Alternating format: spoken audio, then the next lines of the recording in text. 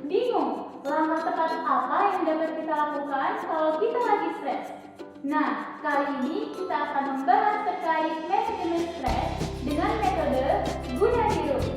Seperti yang kita ketahui, stres berarti memiliki perasaan yang bermasalah dan merasa terancam akan suatu penyebab atau yang kita sebut dengan stresor. Stres merupakan hal yang alami dalam kehidupan, namun akan menjadi masalah apabila pikiran dan perasaan kita mengait kuat dengan stresor yang ada. Seperti ikan yang mengait pada mata kayu pancing, yang berarti ikan tersebut akan terjebak dan tidak dapat menjauh dari mata kayu pancing. Dianalogikan ketika pikiran dan perasaan kita yang terjebak pada stresor dan akan berdampak pada menjauhnya kita dari nilai-nilai kehidupan dalam aktivitas sehari-hari seperti rasa tanggung jawab, rasa cinta, kasih sayang, komitmen, dan masih banyak lagi. Guna diri yang merupakan salah satu metode yang dapat kita lakukan untuk menurunkan stres yang kita rasakan. Guna diri merupakan singkatan dari grounding, unjoking, acting on your value, being kind, and making growth.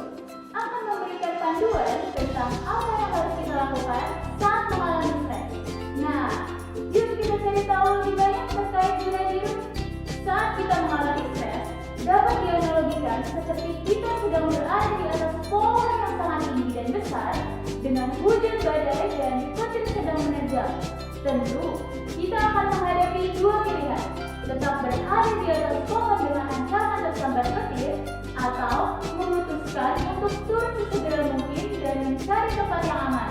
Begitupun saat kita sedang mengalami stres, kita harus segera mungkin menurunkan kondisi pikiran dan perasaan kita akan stresor dengan cara mengalihkan pikiran dan perasaan kita dengan lingkungan saat ini kita berada, serta dilanjutkan dengan memfokuskan diri dengan aktivitas yang kita lakukan saat ini.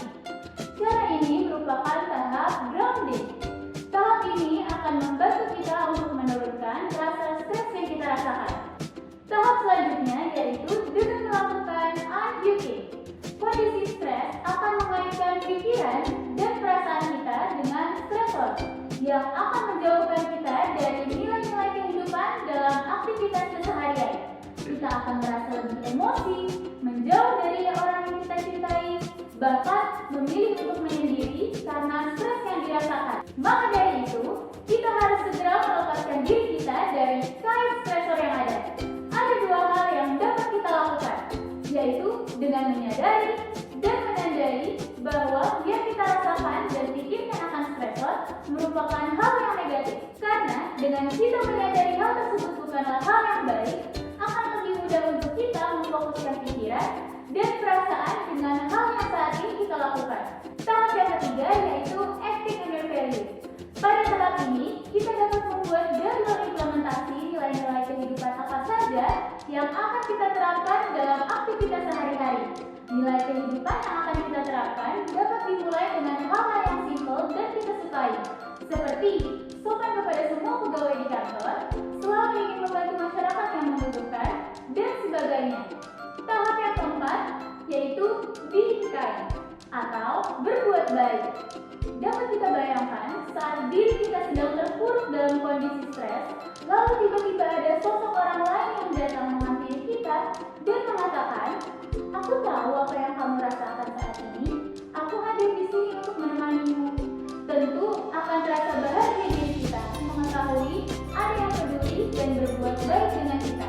Sekecil apapun perbuatan baik yang kita lakukan, tentu pasti akan berdampak baik pada diri sendiri maupun pada lingkungan sekitar. Berbuat baik bukan berarti kita harus terbebas dari masalah. Namun, berbuat baik merupakan sebuah pilihan yang dapat kita lakukan meskipun dalam kondisi terpuruk dalam masalah sekalipun. Dan tahap yang terakhir yaitu making growth.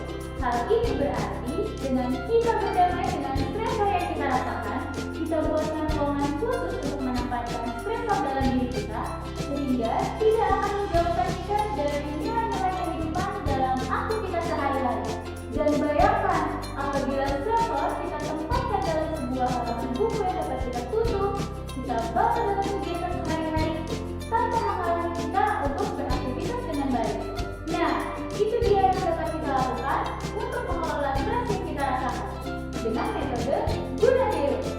learning